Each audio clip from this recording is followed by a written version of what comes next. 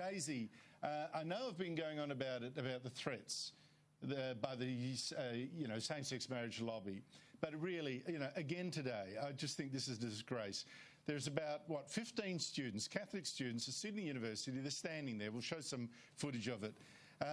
Standing there saying, dare to vote no. A couple of hundred people surround them. There's kicking involved. There's pushing involved. There's people tipping paint on these protesters. There's signs being grabbed. There's catcalling, and there's abuse and threats as well. Let's have a listen to one of those threats. Why did you do that? Protect yourself. Oh, you want to stomp on our faces now? That would be beautiful. You want to stomp on our faces? Daisy, what the hell is going on here? Andrew, I'm sickened by it. I'm sickened by this, and I'm sorry, but I am sick of this rank hypocrisy within the ranks of the Yes campaign. They go on and on and on about having a respectful debate and about the aggression they'll get from the Conservatives and from the Christian right.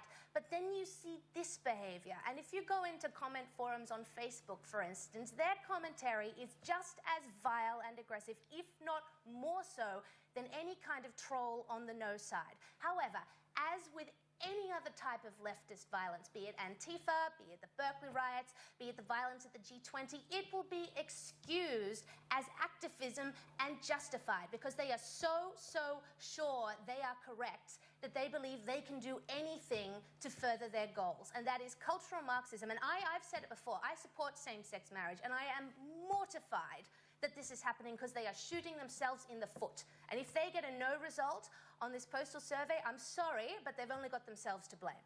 Oh, completely. It'll be lost in the campaigning tactics. But this leads me to a really interesting intervention today, Samantha, from former Prime Minister John Howard, who today attacked the government for not doing anything to guarantee freedom of religion or speech if we do get same-sex marriage by the end of the year. He even accused it so far of washing its hands of any responsibility by merely stating that it will facilitate a private members bill, which Mark Latham was talking about, presumably the Liberal MP Dean Smith's bill.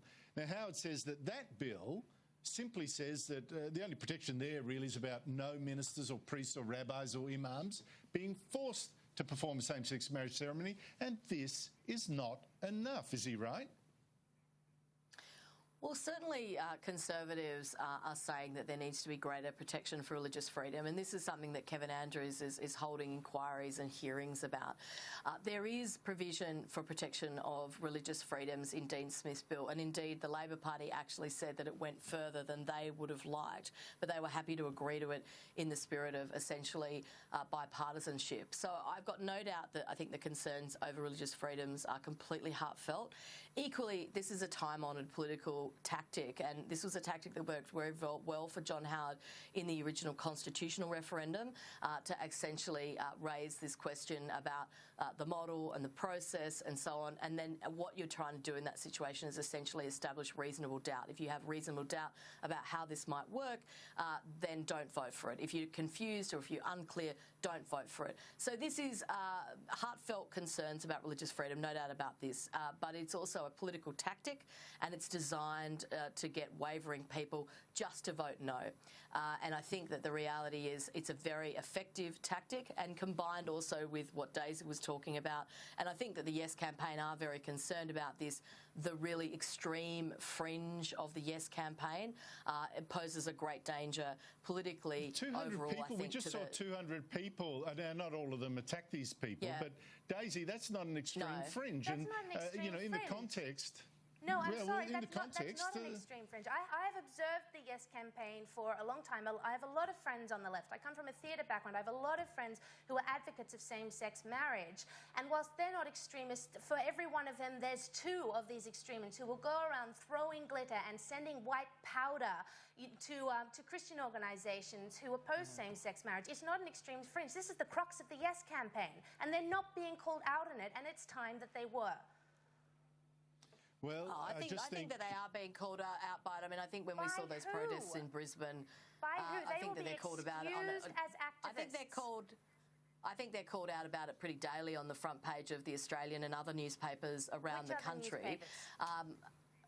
Well, I think that they're called out on it pretty regularly, basically, Daisy. I thought the Sydney Morning Herald coverage was a bit soft, to be honest, in criticism. But Daisy Cousin, Samantha Maiden, thank you so much, ladies, for your time.